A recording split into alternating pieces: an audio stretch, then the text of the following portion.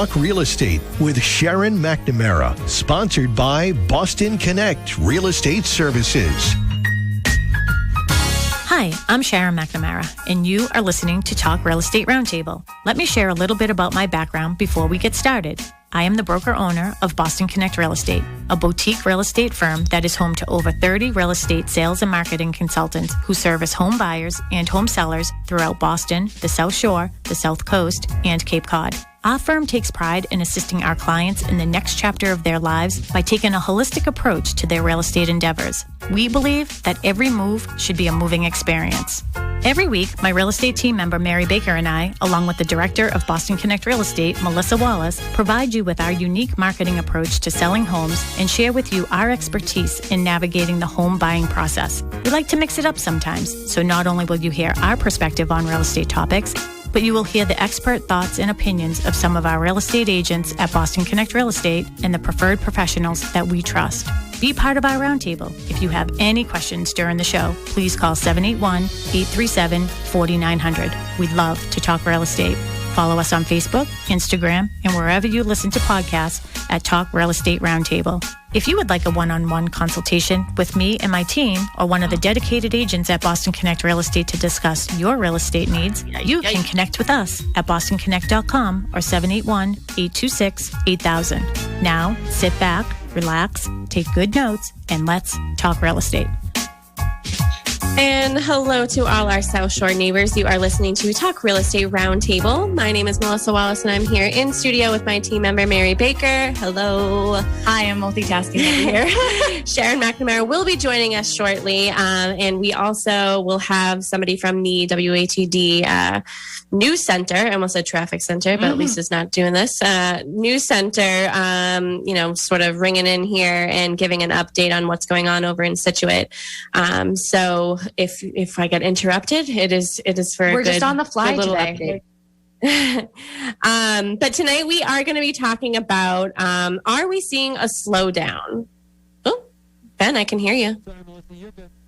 Okay, perfect. We're going to be talking about, are we seeing a slowdown? So there are some things that are happening with our team, with our office, with the sort of whole the industry as a whole that is bringing up this topic tonight. I know we continuously every week talk about how crazy it is, and just like everything else, it can turn in a moment. So we're going to be talking about, are we seeing a slowdown? And we're going to give our bold predictions from our team. We'll go around, myself, Sharon, and Mary will be talking about what we predict for the next 6 months, because now we just 6 finished. months, that's a lot. We just finished second quarter of this year. In real estate, the office part of me is I split the office into 4 parts. So we're done with the second part, and we'll be doing mid-year numbers and sort of seeing where we are compared to last year or even the year before, because last year was unpredictable, and yet we had an awesome year, not only as a team but as an office. And I personally feel like we're crushing it this year too. So thanks for the vote of confidence. Yeah. I had a conversation with Sharon this morning about some of the things that, I'll be doing, adding on to this task about, comparing numbers and sort of see where we're at as an office this year compared to last year. And, we're up. We are up.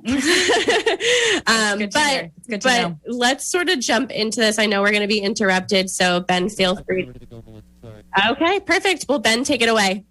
We're going to turn it over now to Christine James live in the WATD news booth. Thank you very much, Ben. We're just getting confirmation sent out from the district attorney's office that it was a fatality today, that someone did drown in Scituate. They're starting with a press conference. Lenny Rowe, you're down there at the emergency center. Have they gotten started? Yes, they just finished the press conference, Christine. Town Administrator Jim Boudreau says that a man drowned after jumping off of the Edward Foster Road Bridge here near downtown Scituate between St. Mary's and Peggotty Beach. The man was a landscaper working nearby. Him and I think it was a crew of 3 that they said jumped off the bridge into the water. The man was located about 80 feet away. He was transported to the hospital, but he has since been pronounced dead. The U.S. Coast Guard says that around 2:45, they started receiving calls for the man who went missing. He did not resurface, so he was located about an hour later. And as Town Administrator Jim Boudreau said, that it was 80 feet away. People, they say that there's signs posted on the bridge that people should not jump off of it. In the area there, the water is 8 to 15 feet deep with swells. The man was located 80 feet away because of the swell, but fortunately the situation turned tragic here in Scituate. The town administrator confirms that a man working as a landscaper nearby has passed away. But for now, in Scituate, Lenny Rowe, WATD News. Thank you very much, Lenny. Of course, no name has been released yet of that victim, but it just brings the story to an end that started this afternoon when we had reports that somebody might be in the water. Christine James in the WATD newsroom. Now back to the whole crew there with Sharon McNamara right here, 95.9 WATD. Oh, yeah. That's so sad. I didn't is. know that was going on. Yeah. Well, I mean, when you're moving and grooving all day, you're not really looking at the news, but I heard a little snippet of it and it's just awful. It sure is. And ladies, we are back. Oh, okay. Yes. Yes, I know. We know. All right. So, Mary, you'll have to finish your story, but Facebook could hear what Mary started to say about being in the physical. Oh, geez. So I was just saying that at the very top of the show, the first thing that I thought of when you're like, oh, this market is so crazy. This is, and we've been talking about it for several months or several shows now, that like, it's just fast and furious. And, you know, it's a total seller's market and things are going crazy over asking. Open houses are intense and, you know, people are waiving contingencies. So yes, we're on the radio show and we're talking about all of that. But the other day I'm sitting in the doctor's office getting my yearly physical. And he's known me now for a good 12, 13 years. And he looks at me, he goes, so can I ask, are you still in real estate? And I said, I sure am. I sure am. He goes, in my head, he said, that's probably why you drink a lot, but that's not what he said.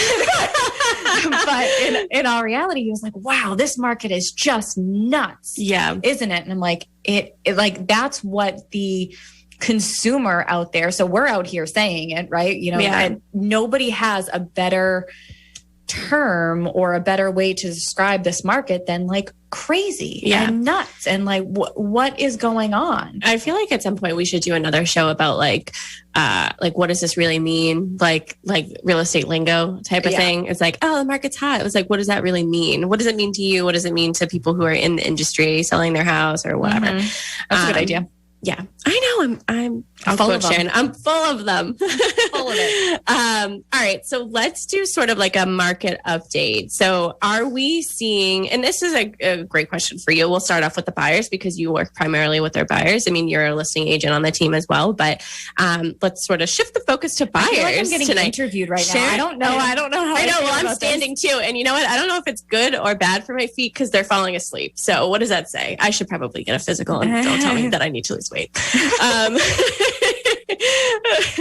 All right. So I feel like the focus is always on sellers. So let's shift the focus a little bit and do it on buyers. Okay. Mary, look at your face all lit up. If you're watching us live on Facebook, we're live on Sharon Costa McNamara's Facebook page, and we've shared it everywhere. And I can see that Sharon is watching. Hello. Hello from, I think, across the street. But okay, let's shift here. So are we seeing a change in showings? So are your buyers still seeing multiple properties at a time?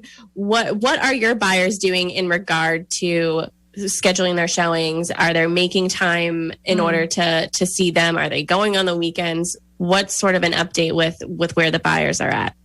I'm so pleasantly surprised in the open house attendance because it's seeming like the open house trend is kind of getting back to where it used to be. So in regard to a buyer going to a buyer going to an open house, because for a while we were seeing that appointments needed to be made for these 2-hour window open houses. So say you had an open house from like 12 to 2 and you were making like a 15-minute appointment to get your time slot and not, you know, almost some buyers being denied to even go in if they didn't have a time slot. So it was kind of like by appointment only open houses, which I kind of thought was crazy. Yeah.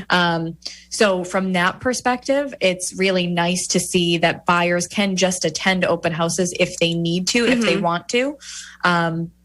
Private showings, I'm still seeing that it's really difficult to get in. A lot of people are still doing the no showings until the open house, and they're still kind of holding to that, and then not allowing time after the open house or time before the open house for buyers to really get in. And it definitely is limiting that buyer pool. I don't like that trend. Yeah. But also, I'm not seeing as much inventory. Like at first, maybe, and I would say mid-June, it was like, oh, things were coming on. And, we're starting to feel like an uptick in the amount of listings.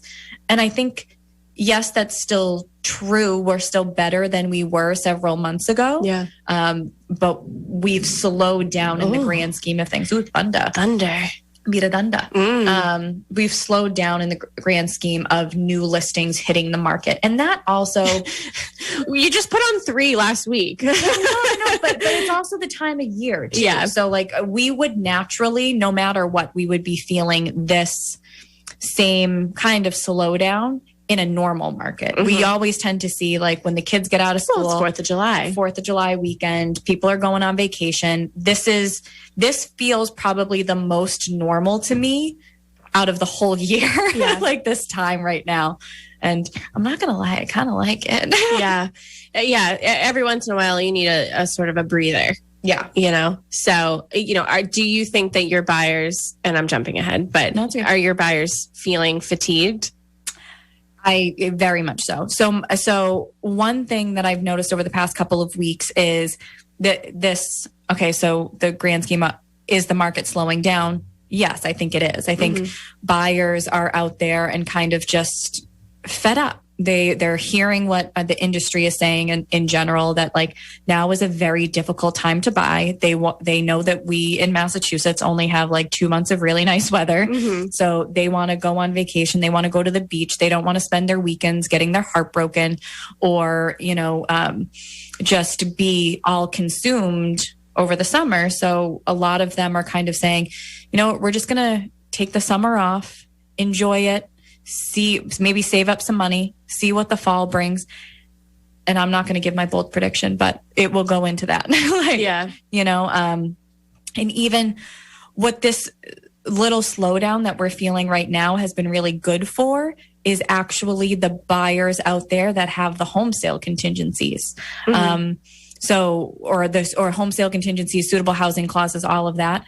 I'm seeing those buyers have a much better opportunity up against, now that we're not seeing 20 offers on a property, we're seeing 5 or 6. So the rate at You're which... jumping ahead for me. Oh, sorry. That's okay. I'm going on a rant. I know. I'm getting nervous by all the thunder. I know. I didn't know it was going to rain or thunder like that. Oh, text her. Yeah, I'm thinking about my baby at home. Guys, I don't have a real baby. I have a fur baby. But he is a big baby, though. He does not like the thunder. No, he doesn't. But okay, so as a listing agent, are you seeing the amount of showings on your listings go down? Have you seen a difference in that? Definitely.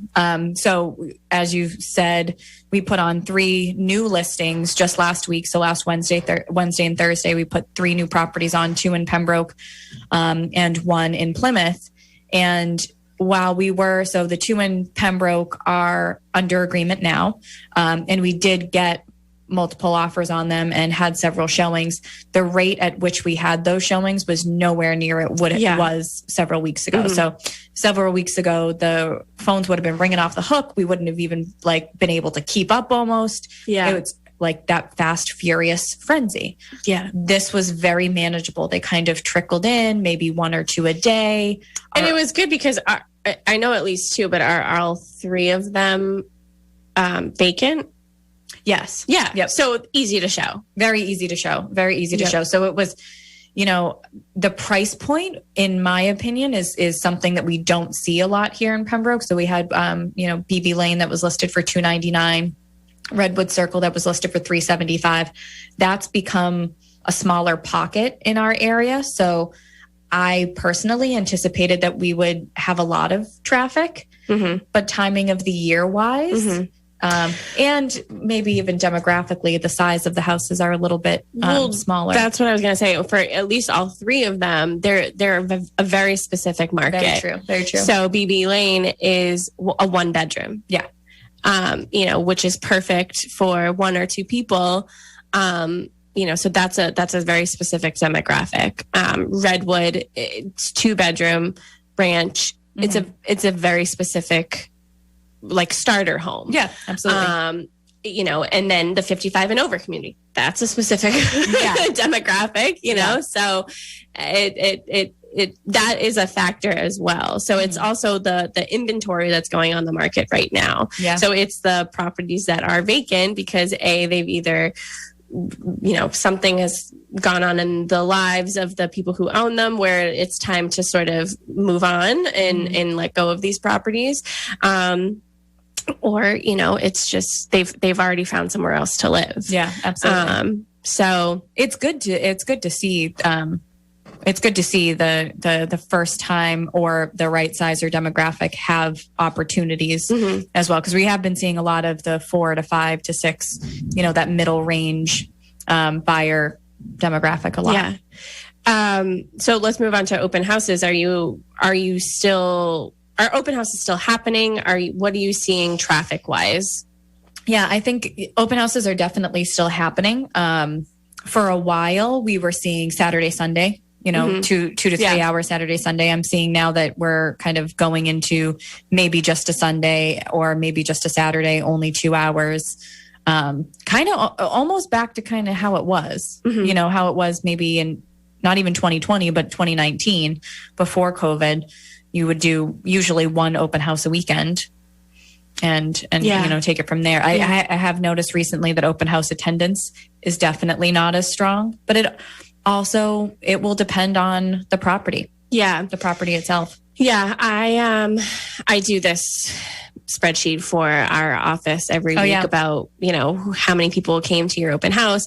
And I also put in there, what the price point was, what time you did it, because that also matters. And Sharon was even talking about it last week when she was trying to figure out when she should do each of her open houses. So she was going to do one from 10 to 12 and one to 3. So which house worked for that time? Yeah. So that sort of goes into the strategy of figuring out, when you're going to be doing the open houses. Are you going to be doing them Saturday and Sunday? You're going to do a commuter open house at night or anything like that. I don't remember where I was going with that, but at least I said something. I don't remember what you just said. Well, we were talking about the open house number. So where are you seeing? So my spreadsheet. So they've sort of just been all over the place. And so I can't, You can't even predict it. Yeah, I can't even come up with a reason why. It's like, you would think that 1 million people would show up to a price point like $375 in Pembroke, but the attendance wasn't low. But we still had, a good amount of showings and got multiple offers on it. So there's no right rhyme or reason to it. I know we try to come up with like these great reasonings, but why, behind why we, got this and that. But, at the end of the day, it's just so unpredictable. I think that price range has gotten beaten up over the past 6 months. So there hasn't been a ton for them to look at across like all Plymouth County, Norfolk County. There hasn't been, a huge inventory for properties under 400,000. Yeah. So I think they've gotten beat up and they're kind of, whenever they're going out for something, they're competing against 20, 30, 40 people that they're just kind of tired, they're fatigued and they're just wanting to enjoy their summer. That's the best reason I have for it. Cause I'm working specifically with 3 or 4 buyers that are in that range, Yeah. I agree with everything that you just said. So I love that you laugh when you get nervous. It's kind of like, I don't know how to. Well, you know what, everybody, I am nervous because I am going to be out of the office. Oh. No. zip it. I'm going to be out of the office for 3 days, so I am pretty nervous. And then one of our agents just texted me about something that's being moved, and I'm like nervous now. I'm like, oh my gosh. So if anybody wants to call in and tell Melissa it's okay that she can that she can go away for a couple of days, that would be greatly appreciated. Yeah, if anybody can just let me know. The printer guy today told me that I could go away, so that was nice. Everything will be just fine. Everything will be just fine. I'm just having a panic attack right now.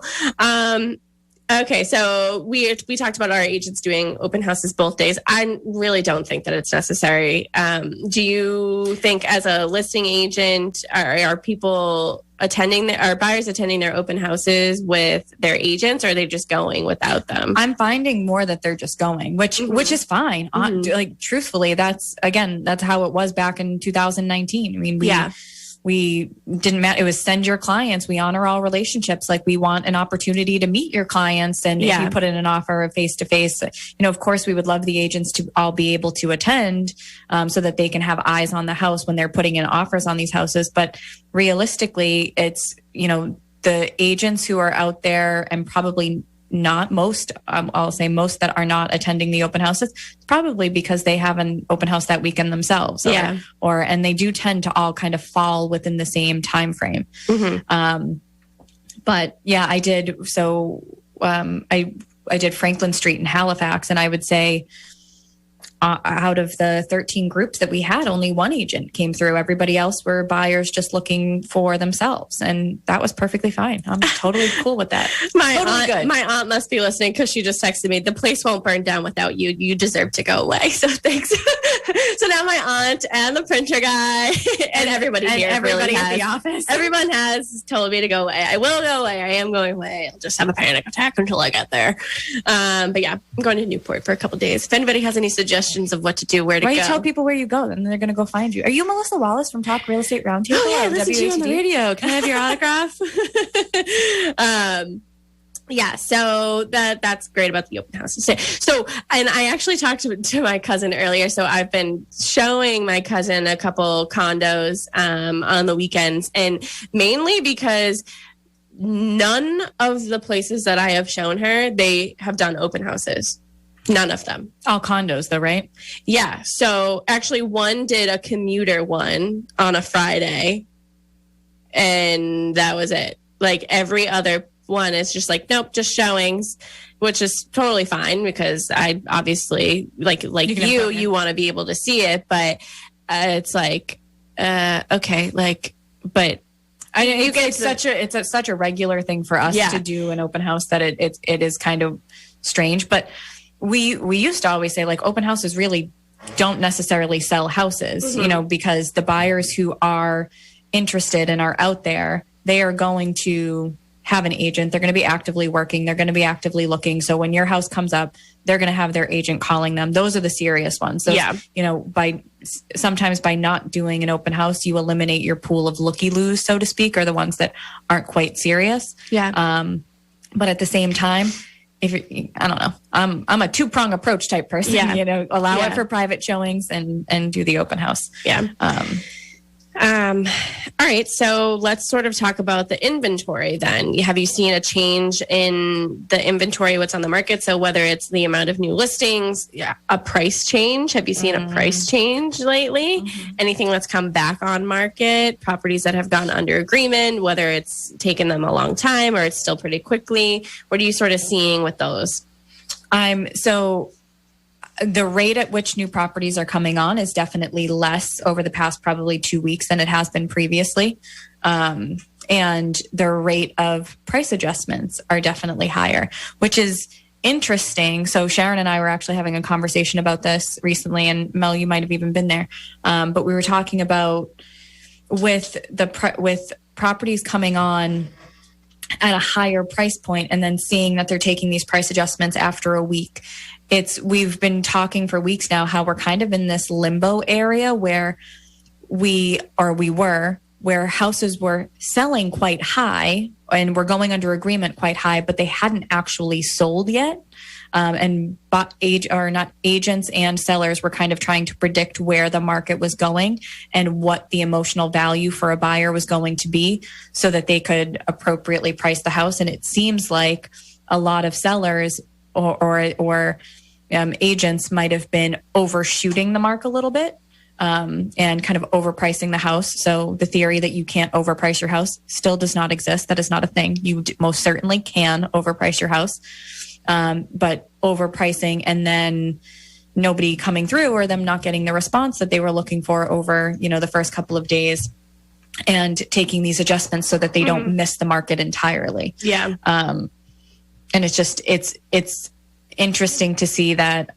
I think, sellers, again, everybody's hearing us say the market is crazy, the market is crazy.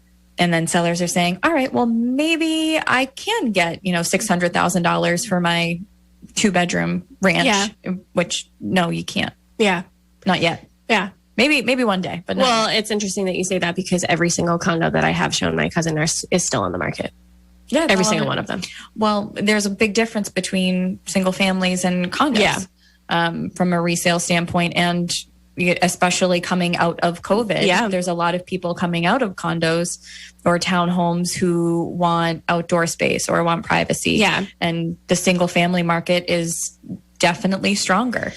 Well, we talked about this a couple of weeks ago on the show about like open floor plans and how people are going to probably start to like not go towards the whole open floor plan because being in your house for, during quarantine made you realize that like, there's nowhere to escape. There's nowhere to put my desk, like without it being where I eat my breakfast or where I sleep. Like there's no separation between those things. So you're literally bringing work to bed with you, which is never good.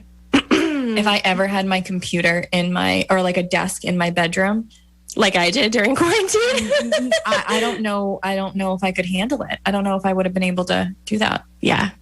It's like staring at my computer all day. Yeah. It's hard. Do you see a change in buyers? Yeah. Are they still buying with emotions? Much more controlled emotions. Mm-hmm. So, we're no longer seeing, or at least right now. So, and when I say no longer, I'm really like it's week to week, right? So this slowdown that we've seen has maybe been coming or been here for like 2 weeks, been coming for 3-ish, but really here for 2. Mm-hmm. And the rate at which properties are going over asking is lower than it has been previously. So like if a seller was getting 110% sale to list price ratio, maybe now they're getting 6 or 3, somewhere around there. It's much more. I think they understand buyers still want to give over asking to be appealing, but it's not 50, 60, 80, 100 million, whatever. It's maybe 5,000. It feels like 2019 a little bit. It really does. Why? Because it's just a lot more. This feels like I said, the most normal that we've been since 2019. The market has. I'm not going to jinx myself and say the market's stabilized because then I'm going to get a million calls tomorrow. But it feels good. I feel like we needed a break. Maybe this is a little bit of the reset that we needed. Yeah. We'll see what happens after the end of July. After the end of July. I know June. I mean, I cannot believe that tomorrow is the 30th of June. Like, how did that even happen? We blinked. Yeah. How did that happen? I don't know. Where were you? I don't know. In your office upstairs. In my office upstairs. Are buyers still frustrated? Like, what? Yeah. How are their emotions right now?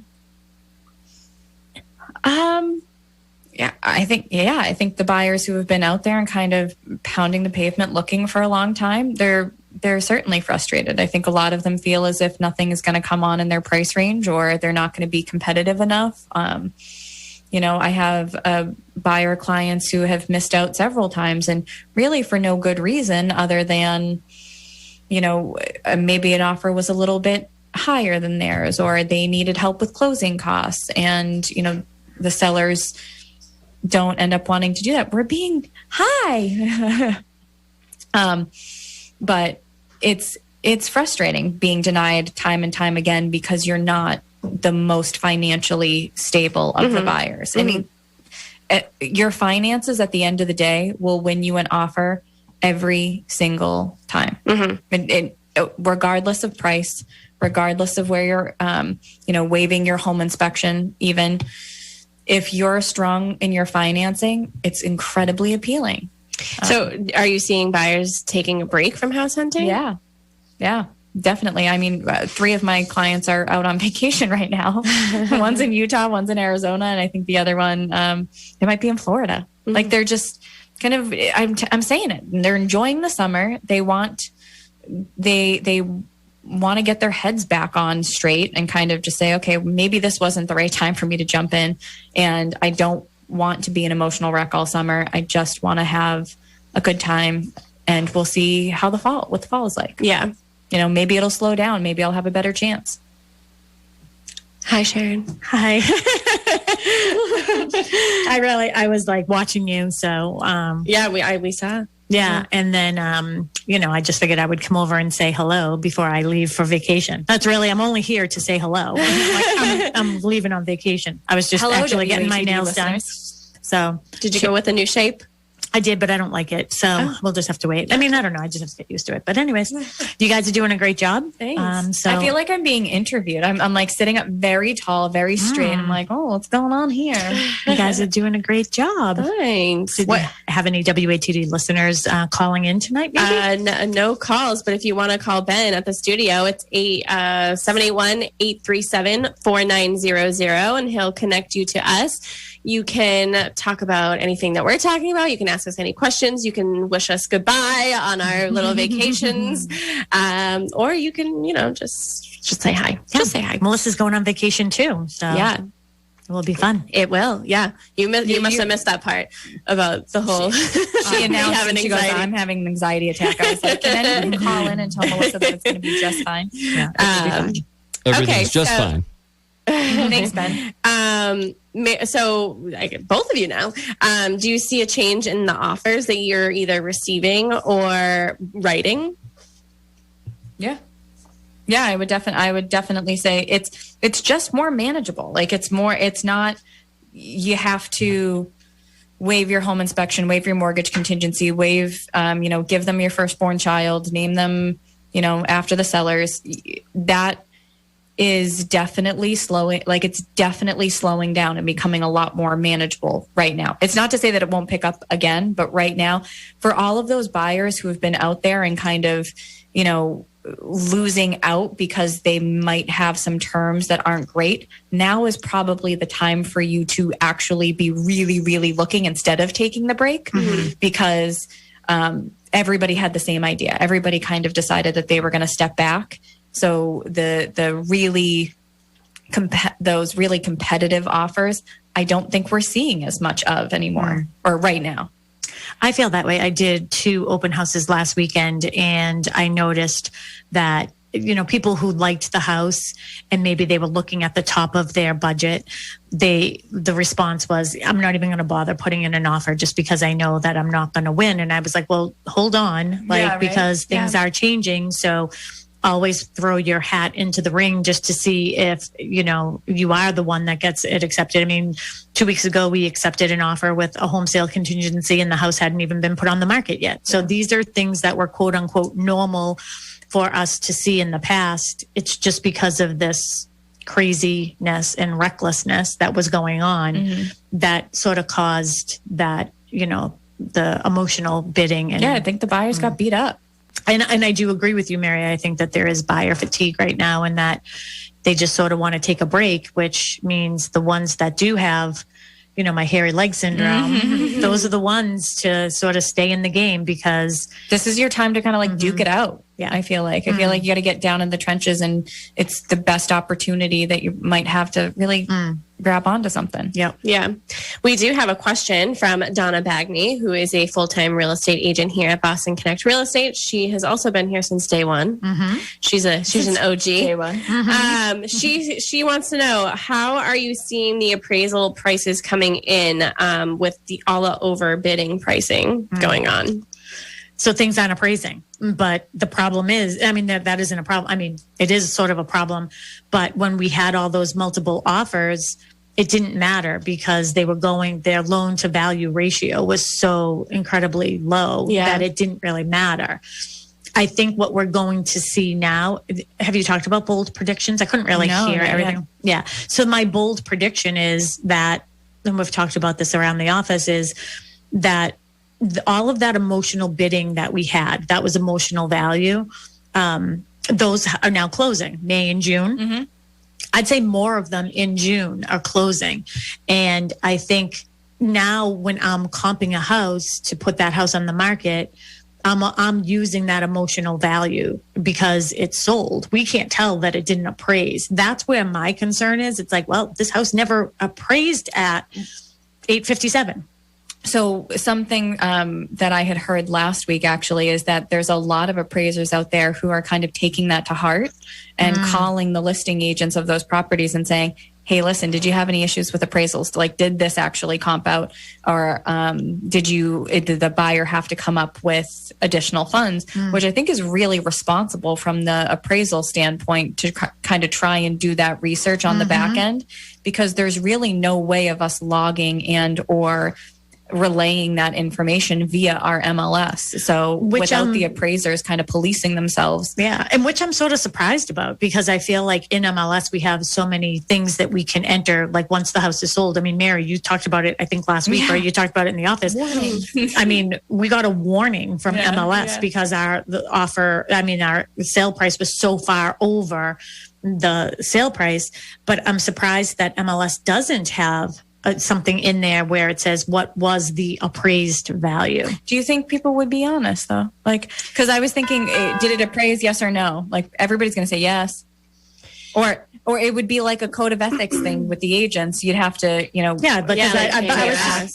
just going to say, I mean, would you lie? Who would lie? Like, well, I know a lot of people don't put. Well, see, a lot of people don't put in like cash paid for upgrades outside of closing, or was there a seller concession?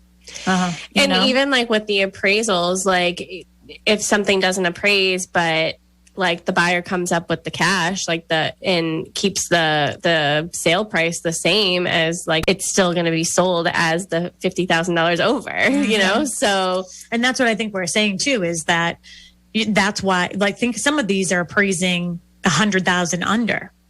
But the people who have the money are able to, they have that extra money. But is that really, truly the value of that house as we're looking at it as sold? Does that make sense? Yeah. What I'm trying to say? Yeah. And that's where I feel like maybe MLS should have another category in there that just says, what was the appraised value of this house? And that's what we should be comping houses at. Now I just feel we won't see as much emotional bidding as we did before, or emotional value as we did before, because now we're already high. Yes. Yeah. I totally agree.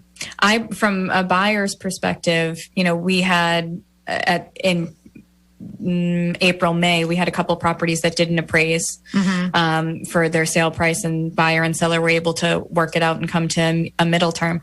Right now, it's almost like the market has caught up. I haven't seen any appraisal issues on the buy side.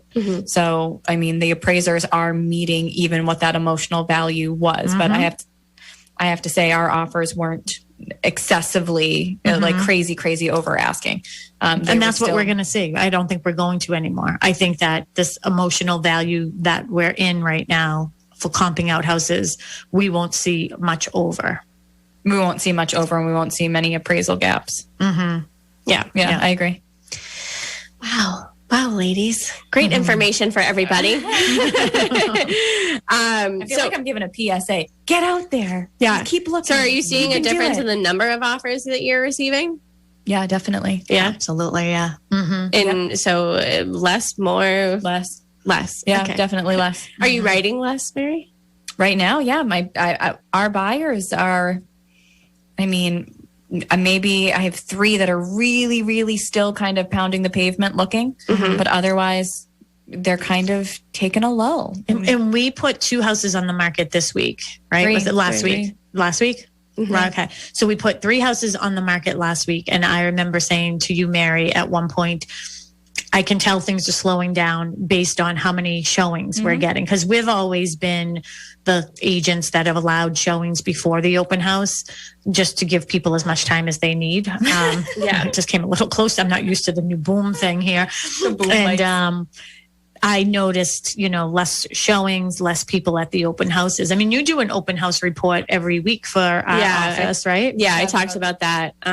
You were probably in the car, but it's just there's no right rhyme or reason. Like even the price points, the times, they're like just sort of all over the place. One will be 50 people showed up and one will be one person showed up, but like it's just really sort of all over the place. House. And I'm pretty sure, like, I mean, the price ranges that we were in, I mean, we had one was $375 and one was $299.9.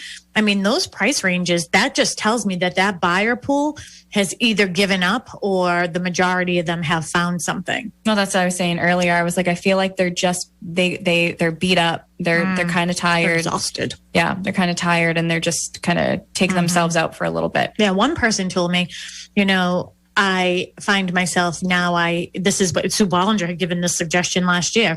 I'm looking at houses $50,000 less than my values, less than what I can afford, just so I can bid $50,000 more than the list price. Yeah. But we won't see that as much anymore, I don't think. Sharon, you watched a webinar yesterday, and I have some notes from Lauren, who we hired for the summer, our little intern here. Is there anything that you wanted to share with our listeners that you heard on the webinar from yesterday? Yeah. So, P.S. I love Lawrence Yun. I have never made that a secret. He is the chief economist for the National Association of Realtors. And anytime he's on anything, I am glued to the screen. And one of the things that he said yesterday was that I found interesting is everybody, and I heard you guys talking about this earlier, is what does it mean when someone says the market is hot, the market is hot, the market is hot? I think right now that agents and people feel like the market is hot, but it's more about the speed of what's happening. So it's like we're putting a house on the market and we're getting it under agreement right away, where that didn't happen previously. In a normal quote unquote market is you'd put a house on the market in a week, 2 weeks, like, people were sort of savoring it a little bit. Yeah. But they didn't feel as if it was going to get snatched out from underneath them. They felt like they had time to kind of look and research and communicate and things like that. Yep. Yeah. And then the one other big thing that I did get out of it is this is not a bubble from what anybody and everybody can see. Like I said, we just talked about appraisals. Like the value of houses is not going to go down unless they go in and put that appraisal number in there. Yep. You know what I mean? So the numbers are what they are. Yeah. The numbers are what they are.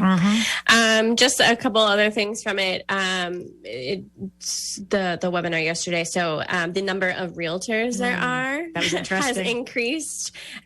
Because the market is so crazy, right, guys? No, I'm kidding. Yeah. So I have here that in 2019 there were 1.4 million realtors. In 2020, 1.48 million. Well, what's interesting is Brian Buffini is the one that said that there was 1.48 million. When Lawrence Yun got on, he corrected him and said there's actually 1.5. Oh, wow. Well, there you go. Lawrence correcting the buff man, is what Lori Rini calls him. Well, that's interesting. So what does that tell you guys? What happened in 2020? Well, and that goes back to, I mean, I know one of the things you're going to talk about is how much the average agent makes, but that's the other thing too, is everybody thinking that this market is fast. It's, there's more agents out there now too. So that's where there's more competition and stuff going on, for the buyers, I think. Yeah. So years experience, 2019 was 9 years, 2020, 8 years. I don't know the backstory of that part, but I think it's just kind of interesting because what his point was is that as the number of realtors in the industry goes up, the actual experience of those real estate agents goes down. So we have more agents than ever, but less experience out there than ever. So it's important. In this room, we have just in this room alone, we have 38 years of experience. Yeah. Wow. Total. Average income 2019 was 49,700. 2020 43,300. More agents, less money. Yeah, that's the other thing too, is that I think it's interesting that a lot of, I would say, consumers out there, because, you know, our audience right now is probably people, not so much agents, but, you know, they probably think, oh, agents are making a killing right now. Like agents are just racking in. Probably one of my biggest pet peeves. Yeah, but like they don't understand that when there are more agents and you decide to, oh, I'm going to go with my cousin's friend who just decided to get into the industry. It takes away, and he has a full-time job working Monday through Friday, 9 to 5. It takes away from the people who did commit to making this their career, like all of us. Speaking of all of us, in 2019, 57% were women. In 2020, 65% were women. I think real estate needs a nurturing hand, so that's what we're here for. But some agents need to be nurtured as well. They need to get back to learning basic skills. Realtors' main communication over the past year. So texting was 93%, telephone 90%, email 89%. Yeah. And this was really interesting too when I was listening. Mary, I know that you were listening in too, and I don't know if you heard this part. And I loved that he said this because 1 minute left. Here we are. We're a small, we're a boutique company, mid-size, 30 to 4 agents, whatever. Very much, we are a team, but the office treats each other like a big team where we're always willing to help each other. I love when these bigger companies are like, they try to David and Goliath try to squish us because of technology. And we all have the same internet. We have all the same tools. But when it comes down to it, the most important thing is texting, the telephone, hello, calling, and email. It has nothing to do with all the new shiny fancy things that are out there. So yeah. Well, that is our music. You guys, you ladies did such a fantastic job. And I will be calling in from Edgartown next week on the boat, as I did last year. So I look forward to that. And you can tell me what the topic is. Sure. Happy 4th of July, everyone. Happy 4th, everybody. Bye, Ben. Have a good night.